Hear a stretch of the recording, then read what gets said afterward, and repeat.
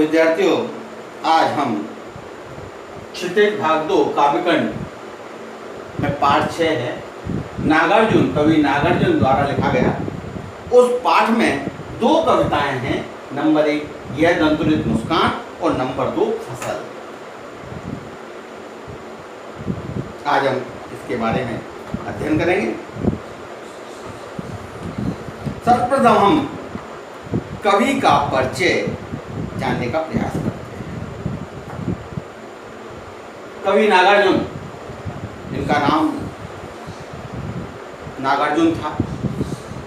वास्तविक नाम जो इनका था वो था वैद्यनाथ विश्व।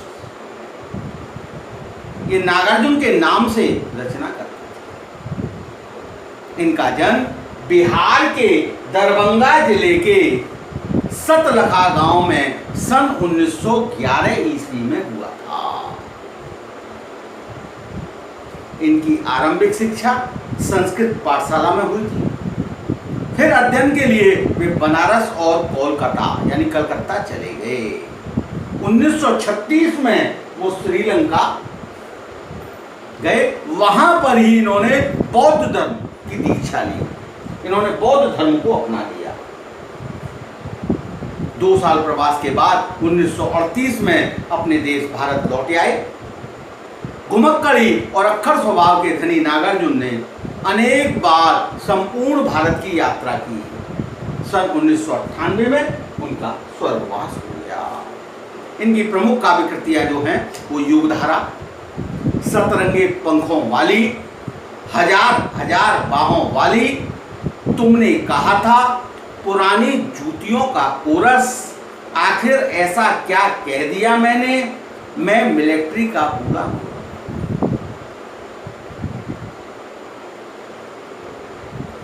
आपका संपूर्ण कृतित्व, जितनी भी रचनाएं आपने और भी रचनाएं की हैं, आपने उपन्यास और गद्य विधाओं में भी लेखन किया है, वो संपूर्ण कृतित्व नागार्जुन रचनावली के 7 खंडों में प्रकाशित है। 7 खंडों में उन्होंने। अब देखिए, कविता आपके पाठ्य पुस्तक में जो कविता संकलित है वो है सब यह दंतुलित मुस्कान। प्रस्तुत कविता में कवि जो है वो छायावादेतर दौर के लोकप्रिय कवि थे। एक तो छायावाद, एक छायावादेतर, छायावाद से अलग करके उसके एक लोकप्रिय कवि नागार्जुन। इनकी जो कविता है यह दंतुलित मुस्कान, इसमें शिशु की मनोहारी मुस्कान का चित्रण किया है। बड़े बड़े प्रतीक और बिंबों के माध्यम से कवि ने अपने विचार उस बच्चे की मुस्कान को देख करके जो मन में उत्पन्न होने वाले भाव हैं उनका सजीव वर्णन किया। कवि का मानना है कि सुंदरता में ही जीवन का संदेश है। सुंदरता की व्याप्ति ऐसी है कि कठोर से कठोर मन भी पिघल जाए। ये दंतुलित मुस्कान की मोहकता तब और बढ़ जाती है तब उसके साथ बच्चे की नजर का बांकापन यानी तिरछी नजर से देखना, बच्चे का चोरी चोरी देखना जुड़ जाता है। ये दूसरी इसमें कविता है फसल। फसल के विषय में बताया। फसल शब्द सुनते ही हमारे दिमाग में खेत में लहराते हुए फसल सामने आ जाती है। हम सब ग्रामीण परिवेश के हैं, फसल को अच्छी तरह से जानते हैं। परंतु फसल है क्या, उसे पैदा करने में किन किन तत्वों का योगदान होता है, इसकी जानकारी आवश्यक है। नागार्जुन ने अपनी कविता फसल में ये सारी जानकारी दी है। कविता यह भी रेखांकित करती है कि प्रकृति और मनुष्य के सहयोग से सृजन संभव है। नव निर्माण, प्रकृति और मनुष्य अगर दोनों मिल जाए तो नया निर्माण। बोलचाल की भाषा में गति, लय कविता को प्रभावशाली बनाती है। कहना ना होगा कि यह कविता उपभोक्ता संस्कृति के दौर में कृषि की संस्कृति को और नजदीक लाती है, हमें कृषि के क्षेत्र से और जोड़ती है जो हम उससे दूर भाग चुके हैं। तो पहली कविता हम देखते हैं, यह दंतुलित मुस्कान।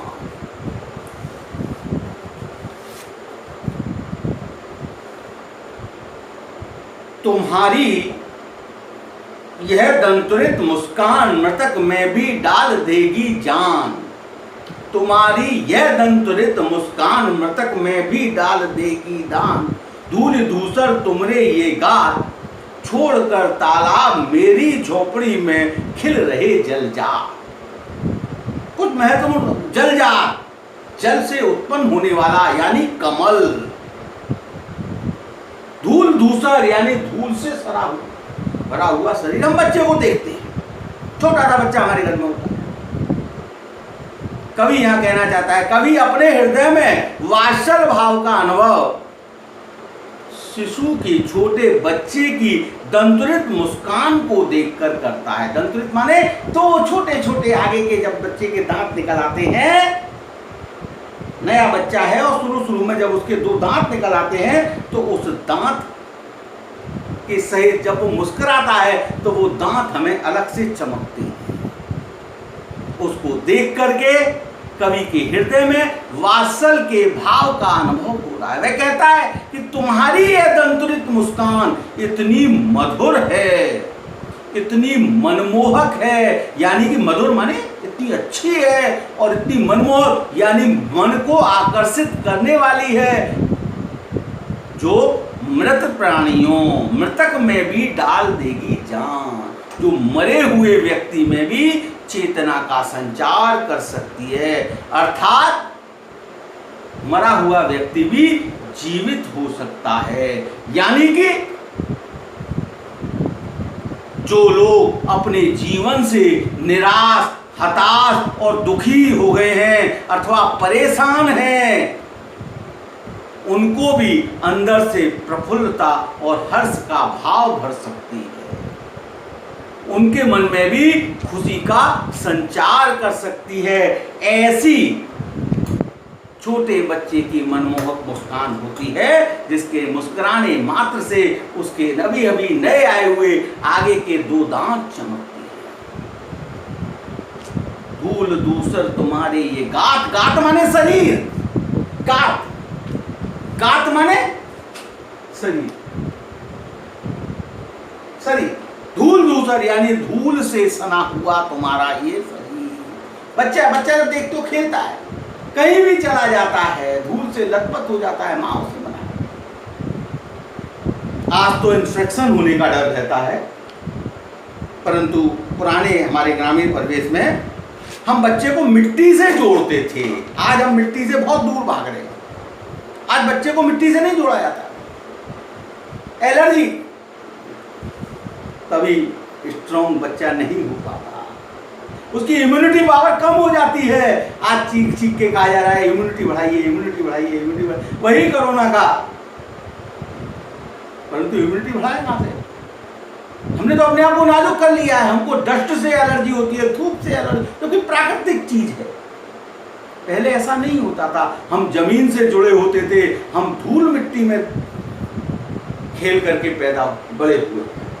तो धूल दूसरी गात, कहते हैं धूल से सना हुआ तुम्हारा ये जो शरीर है वो कैसा लगता है? वो ऐसा लग रहा है छोड़कर तालाब मेरी झोपड़ी में खिल रहे जलजात। जैसे कि किसी तालाब को छोड़ करके कोई कमल का फूल मेरी झोपड़ी में आकर के खिल गया हो, या बिंब, दृश्य बिंब। धूल दूसरे शरीर को किससे आरोपित कर दिया है? यहां पर कमल के फूल से। छोड़कर मेरी झोपड़ी में खिल रहे जलजात। कोई कमल का फूल, जल में उत्पन्न होने वाला जो कमल का फूल है, वो तालाब को छोड़ करके मेरी झोपड़ी में आ गया। देखिए यहां अगर हम गौर करते हैं, धूल धूसर तुम्हारे ये गात, गात को आरोपित किया गया है किसमें? जलजात, यानी कमल, रूपक अलंकार की रचना की। क्योंकि यहां पर संभावना सूचक कोई शब्द नहीं है, मनुमानो जनुजानो नहीं है। यहाँ पर उपमा का वाचक शब्द सा जैसा नहीं है, यहाँ सीधा सीधा धूल धूसर तुम्हारे ये गात छोड़कर तालाब मेरी झोपड़ी में खिल रहे जलजार, मेरी झोपड़ी में कमल के फूल खिल रहे हैं, ऐसा तुम्हारा ये शरीर, धूल से सना हुआ शरीर ऐसा है जैसे। अब जैसे हम लगा देते हैं तो संभावना हो जाती है, परस पाकर तुम्हारा ही प्राण पिघल कल जल बन गया होगा। कठोर से कठोर व्यक्ति, निष्ठुर से निष्ठुर व्यक्ति जब एक छोटे बच्चे के संपर्क में आता है तो वो पिघल जाता है।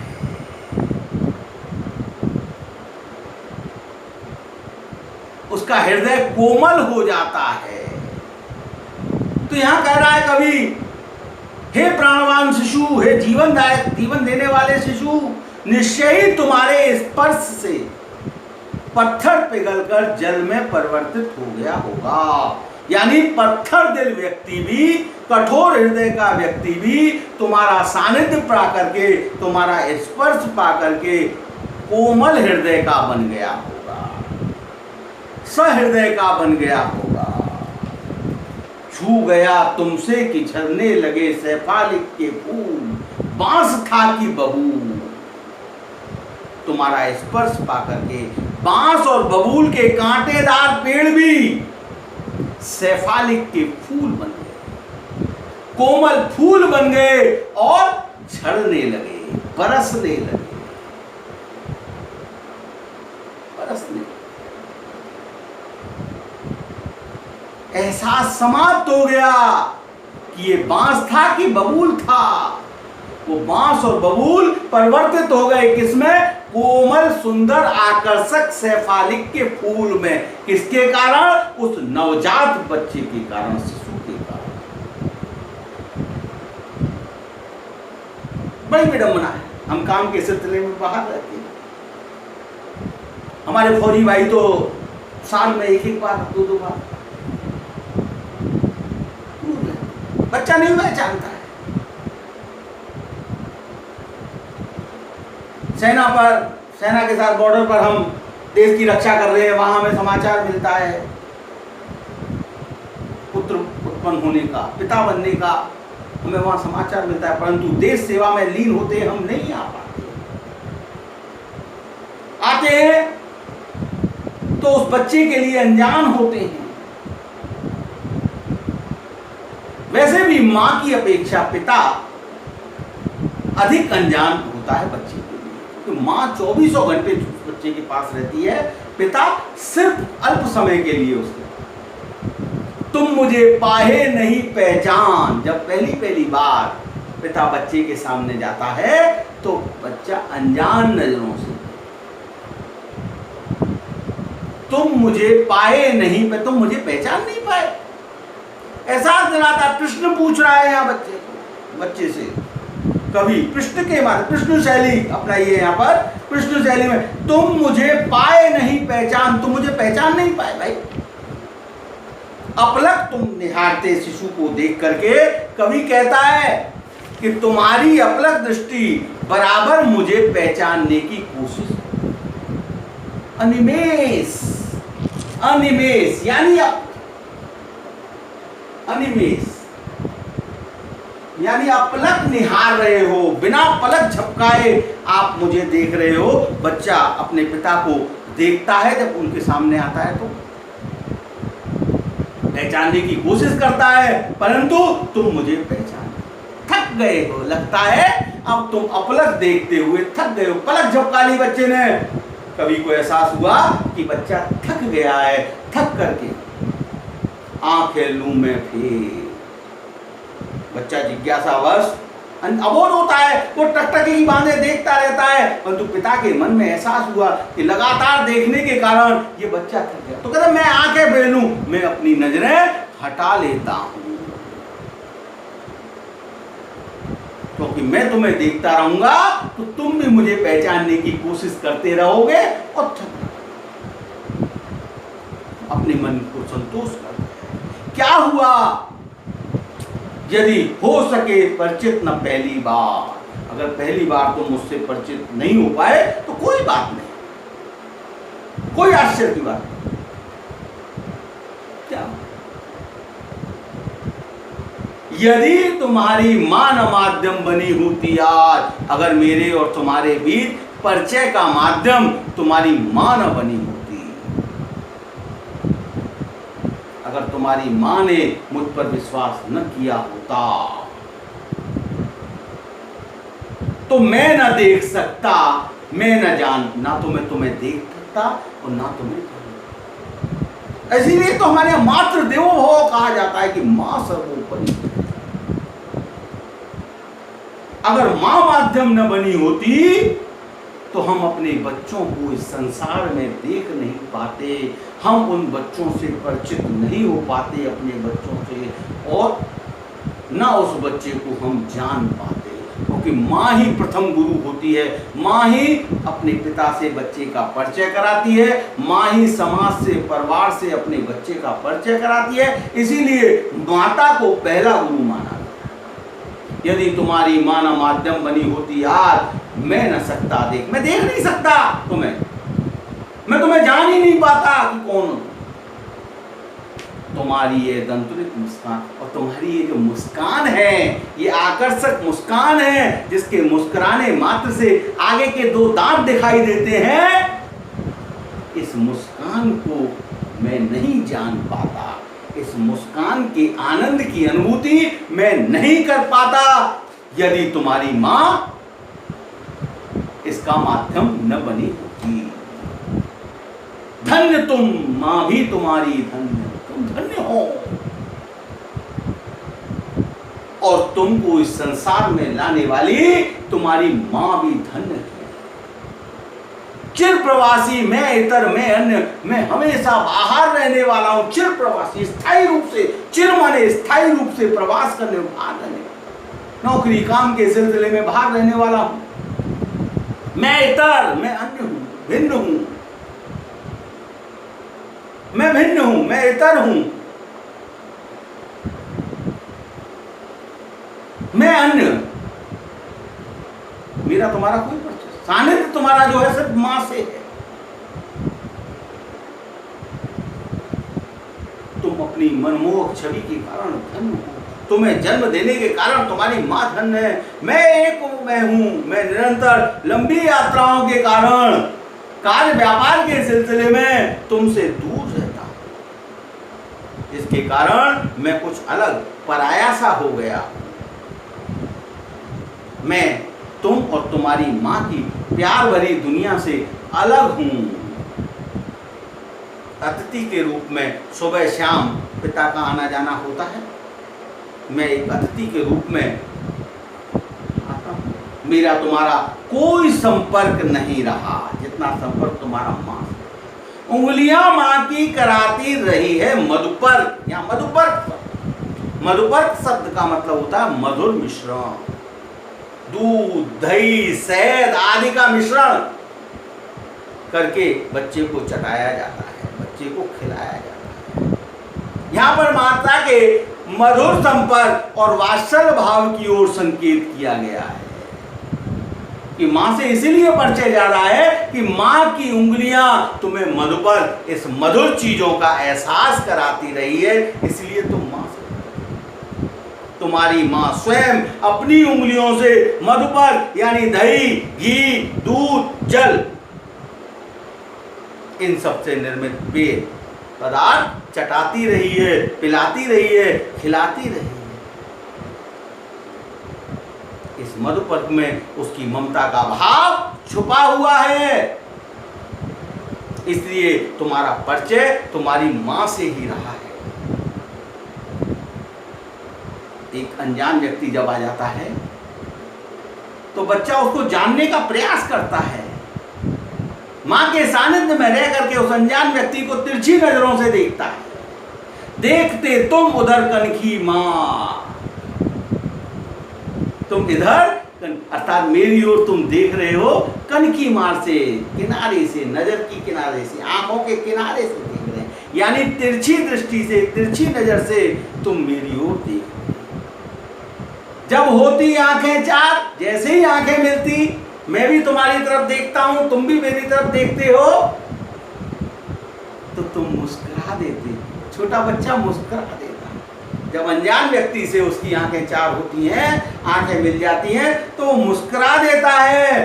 तुम्हारी ये दंतरित मुस्कान, तब तुम्हारी ये दंतरित मुस्कान, ये जो मुस्कान है जिसमें अभी निकले हुए दो छोटे छोटे कोमल दांत बाहर की ओर चमकते हैं, ऐसी मुस्कान मुझे लगती बड़ी छविमान, मुझे बहुत ही आकर्षक लगती है, मुझे बहुत ही सुंदर मनमोहक छवि वाली लगती है।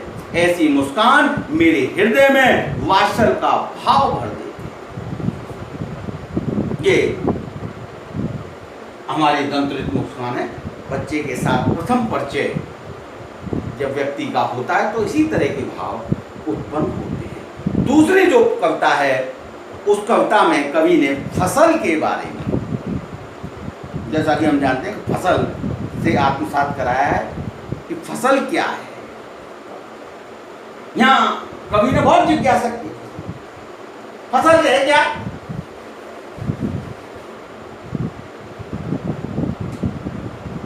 फसल एक के नहीं, दो के नहीं, ढेर सारी नदियों के पानी का जादू।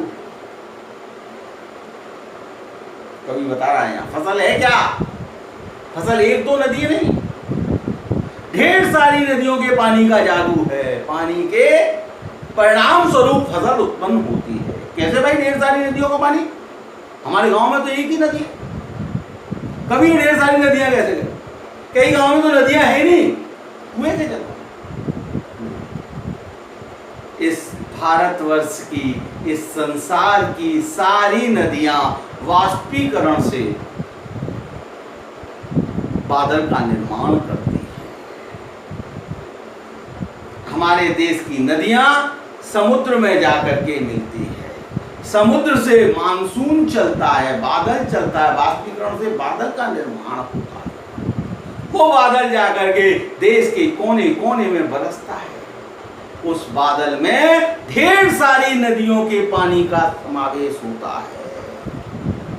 उस बादल का निर्माण ढेर सारी नदियों के पानी के मिश्रण से बनता है, क्योंकि वो सारा पानी जाकर के सागर में, समुद्र में मिलता है, और समुद्र में वाष्पीकरण के कारण भाप बन के बादल का निर्माण होता है, जो यहाँ आकर के अपने क्षेत्र में हिंद महासागर से उठने वाला मानसून आपके हिमालय पर्वत श्रृंखला से टकरा करके अपने क्षेत्र में वर्षा करता है। बंगाल की खाड़ी से उठने वाला मानसून यानी बादल अरावली पर्वत श्रृंखला से टकराकर हमारे क्षेत्र में वर्षा करता है। तो कहा है एक के नहीं, दो के नहीं, ढेर सारी नदियों के पानी का जादू। ये फसल क्या है? पानी। ढेर सारी नदियों के पानी के परिणाम स्वरूप हमें फसल, क्योंकि उन पानियों से हम फसल को सींचते हैं, खेत की सिंचाई करते हैं। एक के नहीं, दो के नहीं, लाख लाख कोटि कोटि हाथों के स्पर्श की गरिमा है। लाखों लाखों हाथों के स्पर्श की गरिमा, अर्थात हजारों लाखों लोगों के परिश्रम के परिणाम स्वरूप हमें ये फसल प्राप्त होती है। एक दो व्यक्ति के प्रयासों से फसल प्राप्त नहीं होती। कोई हल जोतता है, कोई रखवाली करता है, कोई पानी देता है, कोई बीज डालता है, कोई फसल काटता है, कोई फसल को तैयार करता है, तैयार करके कई लोगों का इसमें परिश्रम जोड़ता है, तब एक फसल प्राप्त होती है। एक की नहीं, दो की नहीं, हजार हजार खेतों की मिट्टी का गुणधर्म, मिट्टी की उर्वरा शक्ति, हजारों खेतों की जो उर्वरा शक्ति है, उसके मिश्रण के परिणाम स्वरूप हमें ये फसल तैयार मिलती है। फसल एक दो मिट्टी के परिणाम स्वरूप नहीं है, हजारों मिट्टियों। तो बता दिया फसल क्या है। फसल कई नदियों के पानी के परिणाम स्वरूप हमें प्राप्त होती है। फसल कई हजारों लाखों लोगों के परिश्रम के परिणाम स्वरूप हमें प्राप्त होती है। फसल अनेकों खेतों की मिट्टी की उर्वरा शक्ति के कारण हमें प्राप्त होती है। तो फसल के लिए आवश्यकता क्या है? पानी, परिश्रम और मिट्टी, ये तीन आवश्यक है। ये जरूरी है फसल के लिए। देश की नदियों का पानी। इसलिए तो कहते हैं नदियों को बचाइए, पानी को बचाइए, जल को बचाइए। हजारों लाखों लोगों के परिश्रम का परिणाम स्वरूप इस मिट्टी की उर्वरा शक्ति, आज मिट्टी की उर्वरा शक्ति समाप्त होती जा रही है। खेत काट करके हम प्लॉट बनाते चले रहे हैं। पॉलिथीन के कारण मिट्टी प्रदूषित होती जा रही है, उर्वरा शक्ति समाप्त। इनको बचाना तो एहसास दिलाया है कि ये तीन चीज बहुत आवश्यक है, पानी, नदियों का पानी, मनुष्य का परिश्रम और मिट्टी का गुणधर्म, मिट्टी की उर्वरा शक्ति। अगले पुष्प में कवि प्रश्न करता है फसल क्या है? भाई क्या है ये फसल? What do you mean by फसल? फसल की बर्बादा कवि देता है। और तो कुछ नहीं, वे नदियों के पानी का जादू। वो कुछ नहीं, फसल कुछ नहीं है। हमारे देश की तमाम नदियां हैं, उन नदियों के पानी के परिणाम स्वरूप है उसका जादू। फसल हाथों के स्पर्श की महिमा है। हमारे परिश्रम करने वाले जो किसान भाई है, उनके परिश्रम के परिणाम स्वरूप हमें फसल प्राप्त होती है। फसल क्या है? भूरी, काली, ये मिट्टी के प्रकार बताए। भूरी मिट्टी होती है, कहीं पर काली हो गई, संदली मिट्टी। उन मिट्टियों के गुण धर्म है, उर्वरा शक्ति के परिणाम स्वरूप हमें फसल प्राप्त है। इनके अलावा भी कुछ आवश्यक तत्व है फसल के। रूपांतर है सूरज की किरणों का। सूरज की किरणों के परिणाम स्वरूप हमें फसल, पौधे बढ़ने में सूरज की ऊर्जा की परम आवश्यकता होती है। प्रकाश संश्लेषण के द्वारा हम सूरज की किरणों का रूपांतर, परिवर्तित रूप है। सूरज की किरणें हमारे खेतों में पड़ती है, वो फसल के रूप में परिवर्तित हो जाती है। सिमटा हुआ संकोच है हवा की थिरकन का। जब मंद मंद हवा लहराती है तो उस हवा के लहराते के परिणाम स्वरूप ये हमें फसल प्राप्त होती है। ये हमें फसल किस लिए प्राप्त होती है? कैसे प्राप्त होती है? नदियों के पानी से, मनुष्य के परिश्रम से, भूरी, काली, संदली मिट्टी की उर्वरा शक्ति से, सूर्य के प्रकाश से, हवा के वेग से,